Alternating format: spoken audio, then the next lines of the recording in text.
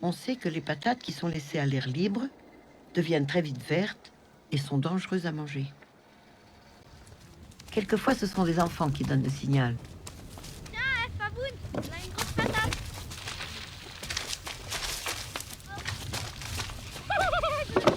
Ouais, allez, essaie de la frappe. Lundi, des patates. Mardi, des patates. Mercredi, des patates aussi.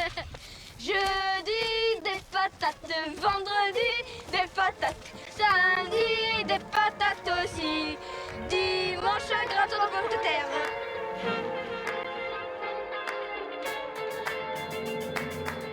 Welcome to the Portland EcoFilm Festival's Global Ecological Cinema podcast, where we share in-depth conversations about fascinating intersections of ecology, cinema, and filmmaking.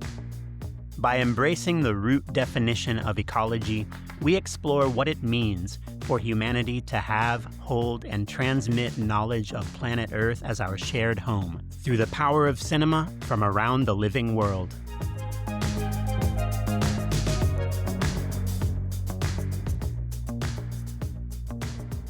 For this, our very first episode, we focus on Agnès Varda's beloved documentary, The Gleaners and I. G comme glanage. Glaner, c'est ramasser après la moisson. Glaneur, glaneuse, celui ou celle qui glane. Released in the year 2000, this warm, meandering masterpiece, which opened our 2026 festival, explores the act of gleaning, not only as collecting food that would otherwise go to waste, but as a multifaceted means of survival, expression, ecological responsibility, and belonging. Varda passed away in 2019, leaving behind a legendary body of work spanning more than 50 years, including several films that explore ecological and place-based themes. I wanted to discuss Agnès Varda with Kiva Reardon. Kiva is a producer, writer, and film curator who has dedicated countless hours to appreciating, studying, and writing about Varda. She even spent time with Agnès Varda and her daughter Rosalie and named her celebrated journal of film and feminism after the eponymous character of Varda's breakthrough 1962 feature, Cleo from 5 to 7. Knowing that The Gleaners and I is one of her favorite films, I asked my dear friend and the founder of the Portland EcoFilm Festival, Don Smallman, to join our conversation. First, we wanted to hear from Kiva what it was like to spend time with Agnès Varda. The first time was 2016, and my boss at the time, Cameron Bailey, he knew of me because of Cleo Journal and how much I liked her. I remember him saying, look, Agnès Varda's going to come into town. She'll be here for 3 days. We'll clear your schedule. Your job is to just be with her and take her and Rosalie around and, be her fixer, make sure that her festival experience is great. I was like, okay. Incredible. and it really was incredible. You hear like, oh, don't meet your heroes, and instead it was really these 3 days of her asking so many questions and taking in and observing the world in a way that I think really imprinted on me the idea of curiosity being what keeps you from becoming rigid and becoming fixed in expectations and ways of seeing the world, which I think when we talk about people being older in kind of pejorative ways, it's because we're talking about something like this. Like, I've seen enough, I know what it is, and it's going to be this. And she was the opposite of that. We would just be walking around Toronto and she'd ask a question about something, or there was a reception for her at the Varda Lounge, and she just wanted to sit and talk to young filmmakers and was so genuinely curious about what they were doing and what they were interested in. And I guess that spirit, that ethos, that sense of curiosity was what really stuck with me. And then the second time, I was living in Paris at the time, and I reached out, and it was, it was around Faces Places, and she was very busy. And I said, if she would have time, could I possibly come interview her? And they said yes. And then, you have 20 minutes or whatever the kind of standard junket time is. And so I got to go to her atelier and I ended up spending over an hour with her because she just was like, no, this is great. We're talking about cinema. And I remember that was the end of the interview, that she turned to Rosalie and said, like, oh, this was so wonderful. We just spent our time talking about cinema. And I couldn't believe that I got to be sitting in her atelier with her, surrounded by all her objects that pointed to different ephemera, and it was quite surreal, and I'm amazed that I kept it together. That sounds dreamy, Kiva. You and your collaborators at Clio Journal titled a 2018 Varda retrospective at the Toronto International Film Festival, Radical Empathy. I'd love to hear more about what that phrase means to you and how it relates to Agnès Varda. That idea of radical empathy, I think the word like radical means from the root. And to me, it's a word that is very political. And empathy, I don't think, is always placed in that kind of context, but is such a political thing and is integral to so much of all of our lives. And putting the two together, I think, got to the core of so much of her work, which, like, she made very engaged works around the right to abortion or women's rights or the Black Panther documentary. I remember seeing that for the first time and being like, oh my gosh, who is this woman? Where they were just like, yeah, sure, come through, white woman, and you can have as much access as you want to us. Like, the ability to be able to enter spaces and capture them that way, I think, came from her empathy and curiosity. So to answer the first part of the question, why that title, I think it encapsulated the politics, but also the warmth and joy in so much of her films. And how does that phrase radical empathy relate to the Gleaners and I in particular? The only way that you could enter these spaces and talk to these people is if you come with an openness that I think is part of empathy. Truly, this film would not exist without her doing that. Because, she just had been watching people on the streets of Paris glean after the markets had closed, and just started wondering, who are they, and where does this come from, and why are they doing it, and what's the broader tradition of doing this. And that then leads to all the research in the film around the fine arts and the paintings, and it just keeps coming back to these people who she approaches with this openness and empathy and curiosity, and they then respond to that, which is why the film is so remarkable. I'm a little obsessed with the word radical, and with that, the roots of words. Thinking of this phrase, radical empathy, inspired me to learn the etymology of the word empathy, which is em and pathos, meaning in feeling. It's funny because I think about the phrase in our feelings and how Varda is not afraid to be in her feelings when she's making a film. For me, that's one of the things that makes her work really beautiful. She's suddenly contemplating her hand, the sheep crossing the road, this person digging through a pile of discarded food, and there's something very human about that. Dawn, I think you were attracted to this idea of radical empathy, and I'm curious if you have any thoughts about it related to ecology. I think it's that play that she always has between connecting herself to other things. When I think of empathy, when I think of ecology, I think of connections, right? Like that's the core of all those things to me. And I really love in all of her work, but particularly in this film, that she's moving back and forth between looking at her hand and contemplating her own aging. And then she lets it drift off of her own hand. And I love that she's shooting this film herself too, right? And that goes on to Rembrandt's portrait. And then she says, everything is a self-portrait, basically. And I think that when she's looking at the other people in the film, she's looking at herself as well. And I think that empathy and caring for yourself and caring for others is just so entwined in every aspect of this film. And it's one of the things that I think permeates all of the films I've ever seen of hers, and part of why I love her, and part of why I think she's, to me, the greatest of filmmakers. What are a few moments in The Gleaners and I that stick with you that really show her curiosity and empathy? What I think I really gravitated to upon this, I don't even know how many times I've watched it, but upon this rewatch, was this question of age and of turning the camera on yourself, and a way of doing that that's playful and not morose, even though she's like, I'm looking at my hands. I know the end's coming. Like, look at my roots. We're gonna expire. But that not being limiting, but rather just a fact and also a way of seeing the world, of knowing, like, if time is finite, what do I do with it? And the potatoes. I kind of forgot about how beautiful that impulse is in this film to find what is deemed as garbage and repurpose it and reframe it and love it. If I could read one quote from a book, because I was doing a little bit of research prep here from Kelly Conway's book on Agnès Varda. She says, the film suggests that our culture is too quick to reject slightly bruised apples, misshapen potatoes, and even women who don't conform to certain norms.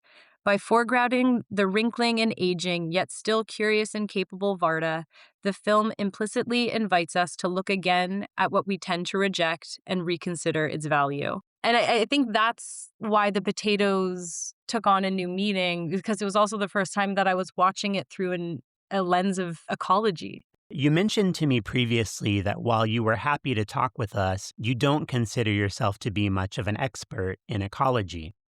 I am really curious what it was like for you to watch The Gleaners and I through an ecological lens, knowing that we were going to have this conversation. It was like I was watching a whole other film. It was so beautiful, and I was so grateful that you had presented the film in that light, because obviously that's what this film is about, but I think it's almost so obvious that it's about that I hadn't ever really considered what that truly means, and how radical and ahead of its time it really was to be centering these questions of waste repurposing in the year 2000, and how she does it across everything in the film. The idea of the digital camera, which I've thought a lot about, and many people have written about as well, is this shift to digital from, having worked on film her whole life, and what film waste is. If you're, the stock, the canisters, what ends up on the cutting room floor, like, there's so much inherent waste in film. And there was something in her filming on digital that allowed her to really glean and pick up images. And there is no waste, because she can kind of just shoot whatever she wants and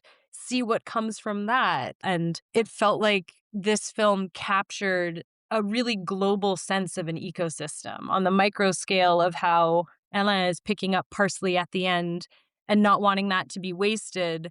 How does that then extend into every aspect of our life? Felt like the question that was sort of brewing beneath everything in the film as well. So it was quite revelatory to watch it through that lens, and I truly was really grateful for that framing, because it felt so fresh. Encore une main qui filme et l'autre qui est là. Et toujours ces camions. Je voudrais les attraper. Pour retenir ce qui passe? Non, faut jouer.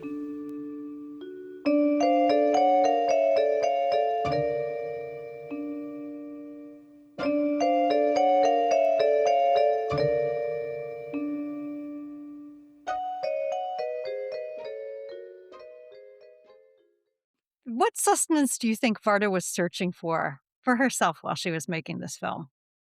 I think the sustenance comes from others, and not in a vampire sense of sucking and taking, but in a real symbiotic, again, going back to this question of ecology.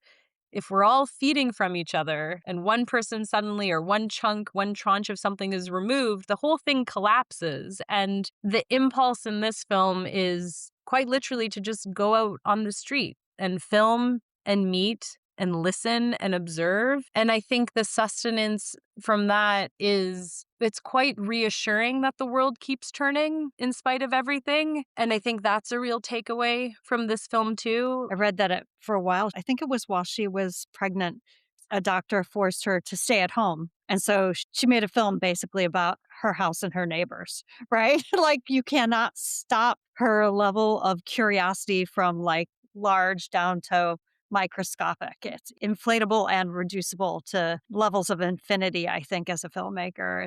It's really one of the great things about her as a person, I think, even beyond as a filmmaker. And that's what I mean too about not being stuck or sure of something that might be inherently familiar. You pass things every single day, but what does it mean to suddenly stop and ask a question about it? And that gift, anyway, I think of my 2-year-old and everything is new. Like she's never done any of this before. And that kind of curiosity, how do you keep that until your 80s or 90s? And Varda had that answer. And it was the ability to just pause, ask, and look. And if we all could do that, I do think the world would be a very different and better place. It's fascinating to hear you have this exchange with a lot of the filmmakers who I've talked with this year who are making these sometimes explicit and sometimes implicitly ecological films. Curiosity is a constant theme. Curiosity, not just as a trait for a filmmaker, but for somebody who's interested in living more ecologically and essentially doing their part to save the world. Speaking of curiosity, when we do in-person Q&As at the festival, I like to ask our special guests if they have any questions for the audience. We're doing a version of that for the podcast as well. Kiva, will you please share a few questions for people to consider after they watch The Gleaners and I? Who were you curious about? But more importantly, why? I think this question of why you're drawn to something can be quite illuminating in terms of what in that moment you're responding to and what that means that you're bringing to the viewing, what that means that you're bringing as an audience member. So that was the first one. Yeah, who were you curious about and why? The other one was around digital filmmaking and how much do we need to know about the materiality about how it was filmed? Does it matter? Why does it matter? What does it mean to point to how we are making things? And a bigger question in that too is this question of democratization of filming and who has access to film and cameras and equipment. And so those questions of just how films are concretely made and how that can be both limiting but also expansive. And again, something we also touched on, but waste in filmmaking, waste in our industry as a whole. And this wasn't something I had thought about until, like I had said, you had asked me to watch it through this lens. But thinking about waste, impact, and footprint in creation and filmmaking, I think is a fun question to think about in this film in terms of herself as just sort of almost this one-woman show, but then also this question of what images are considered wasteful or not and how she gleans and gathers and sort of puts everything together as a tapestry, a recycled tapestry of ideas and images. Just the list of your questions is like an endorsement of the complexity of this film in particular, isn't it? You could have a whole question on aging, like when have you seen an elder on screen? How were they represented? Were they represented in a joyful way with agency, or was it always through a sad lens of some kind of cognitive decline? What does that mean about how we view aging, how we view elders, who we view as essential in society? There, I just spiraled off a whole other essay. Finally, will you please share your 5 favorite ecological films as defined by you and why you love them? This was so fun. Thank you so much for making me do this. I think in some way this question of, what is ecological, I think in some way intimidated me, or whatever the bias was, I hadn't necessarily approached or thought about things through this lens until more recently. And what I realized when I finally did put the film list together was, to me, an ecological film was one that explored how humans are not separate and how we're fully woven in to the world and are part of cause and effect. Okay, I'll get into my list. So the first thing that actually came to mind was When the Levees Broke, this Spike Lee documentary about Hurricane Katrina, which I had gone back into last year because it was the 20th anniversary. And this was really, I remember it so clearly. And I think it was one of those formative human-made catastrophes that really shaped how I ended up seeing the world through a very political lens, but I hadn't really teased out the environmental or the ecological impact of that. And I think in the last few years, we've started to see a lot of things that are disappearing underwater. So I thought of that film because I had also just watched a short that was at Sundance called Some Kind of Refuge, which is also about another area in New Orleans that is starting to go underwater. And I just thought these were two nice pieces that foregrounded community and people and how they were still living on a land that was disappearing. And then I thought of Princess Mononoke, which something that I think is both for younger adults and older adults as well, that is through a science fiction or fantasy and animation lens, very concretely talking about, well, what happens when things burn and what does it mean to save them? Okay, this one's kind of silly, but I just was being honest and I put it on because I did rewatch all of the Lord of the Rings over Christmas. And I was like, the Two Towers and the Ents, that is some ecological shit right there. And if the trees would rise up and if we listened to them, they would know a whole lot. And I do believe they would be on our side. I should have looked up where you can actually watch this film, Foragers by Jumana Mana. And I think it came out in 2022. So it's more recent. She's a Palestinian filmmaker and made this hybrid documentary about Palestinians harvesting za'atar and herbs from the land and how laws are now blocking them from doing that. And she very much frames this and talks about it as an ecological film, but one that is also living through contemporary colonialism. And again, going back to the Gleaners and I, that ridiculous moment of a judge in the field saying, no, you actually can't touch this. That's very much what the documentary is exploring too. And then I kind of just wanted to say anything by Agnès Varda, the Indigenous filmmaker from Canada, because so much of her work, I think, was a way into understanding indigeneity, ecology, and the land that I wasn't really taught in school, but when I started discovering her work, it's not even that every single film is inherently about, what happens downstream or so many questions of basically the health of the land and who lives on it. But it's kind of implicit in a lot of it. And I went back and rewatched Incident at Restigouche, I think is how you say it. But it was about farming salmon and laws around who can and who can't fish. And that actually was a film that was very influential on another filmmaker, Jeff Barnaby, who had passed away a few years ago. And this mid-length film by Agnès Varda was very important to him when he made his film Blood Quantum. And these it's a zombie film, the allegorical ideas of the land and infection and who belongs and who can sustain suddenly was making me again think of ecology. That was more than 5. I'm so sorry. I love it. You aced the assignment. And maybe it is a little silly, but I think Treebeard shouting, "Take the dead! Release the river!" might also be one of my favorite ecological moments on film. I hadn't rewatched all of Lord of the Rings for a long time. And when this call to arms was so moving of, tearing down the mines that Sauron's building and flooding it and bringing water and life back in, I think I cried. C'est ça, malheureusement, se baisser n'est heureusement pas s'abaisser, mais je dois t'avouer que quand je les vois se pencher, j'ai le cœur blessé, ça me fait mal de les voir. I thought I might cry when my conversation with Kiva Reardon and Don Smallman came to an end, but in the spirit of Agnès Varda, I turned instead to someone who could bring me closer to the world of gleaning in the year 2026. My name is Liz. I grew up in Portland, and I grew up with a mom who was a gardener and a cook, someone who taught me a lot about the value of good food and the joy of good food as well. I would definitely say that I am a gleaner. I think part of growing up in a household that valued gardening and valued cooking, that was something that was really instilled in me, how to reuse things, how to make your own stock from scraps, and being able to do that kind of thing. My mom was also an artist, so reuse and scrap in that sense was definitely a big value that was instilled in me.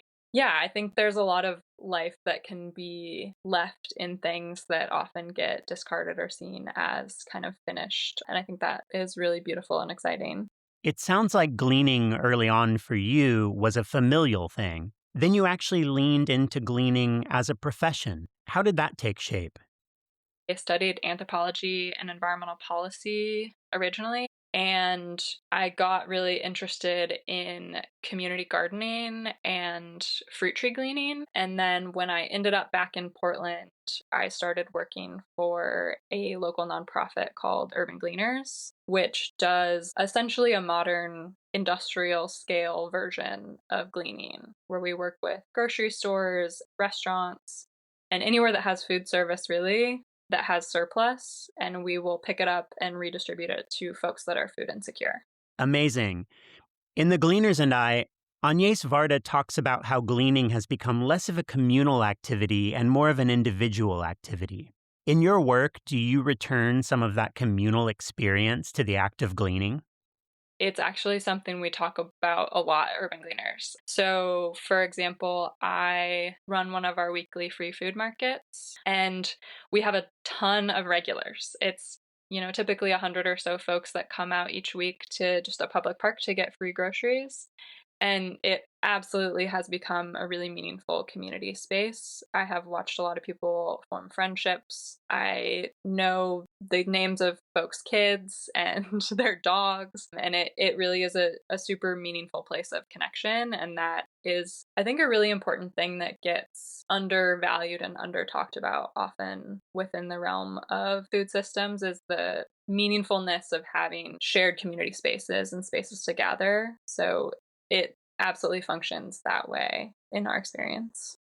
When you watched The Gleaners and I, what were some of your takeaways in terms of the difference between the Gleaners of Agnès Varda's film nearly 30 years ago in France and gleaning in Portland, Oregon in 2026? One of the biggest things that stands out to me about The Gleaners and I is the degree to which it focuses on agriculture and gleaning on farms as one of the main modes of gleaning. But watching it from the context of now of Portland in 2026, I think gleaning looks a lot different. Thinking about the way our food system works now compared to how it worked historically, and even just the United States compared to France, we're a much vaster country, whereas France inherently is smaller and a little bit more concentrated. Even the cities are a little bit more close to farmland. But even just in the past, 25, 26 years since the film was made, our food system is hugely industrialized. So that kind of gleaning can be pretty inaccessible today. If you think about where people get their food from, it's mostly the grocery store or restaurants, corner stores, that sort of thing. So I think that's the main thing that stands out to me when I watch the film. Speaking of making gleaning accessible, I imagine that some people who have watched The Gleaners and I might be interested in putting at least a toe in the door of the gleaning world. I'm curious if there are opportunities for people to get involved in and support the work of Urban Gleaners.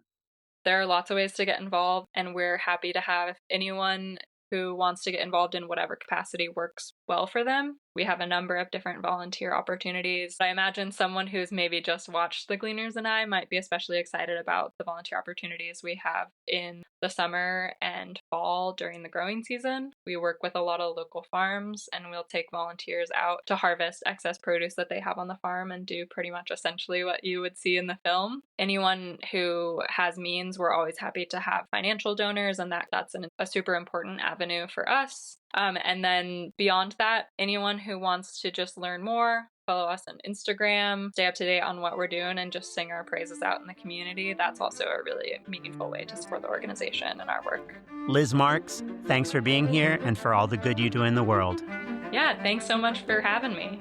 If you haven't seen The Gleaners and I by Agnès Varda, I hope you'll find the opportunity. If you have seen it, I hope you'll talk about it with your friends, family, and strangers. Several of the films that Kiva Reardon mentioned on this episode, including Kanesetake by Alanis Obamsawin, are available to rent at the world's best video store, Movie Madness, in Portland, Oregon. You can learn more about Kiva Reardon at kivareardon.com. That's Kiva with an I. The 2026 Portland EcoFilm Festival is happening all over Portland and across the Pacific Northwest from March through June. We are sponsored by Cragg Law Center and Solve.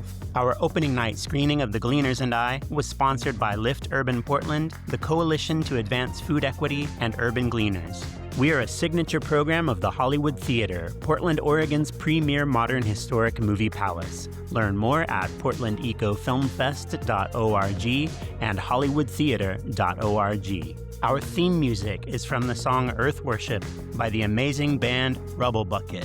Our Global Ecological Cinema podcast is hosted, edited, and produced by myself, Rozzell Medina. We'll be back every week through June with new episodes featuring conversations with film participants, cultural luminaries like Kiva, and filmmakers whose films are gracing our screens this year.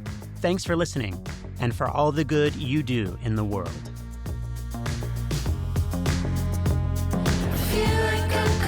Into myself, yourself, myself, yourself, myself.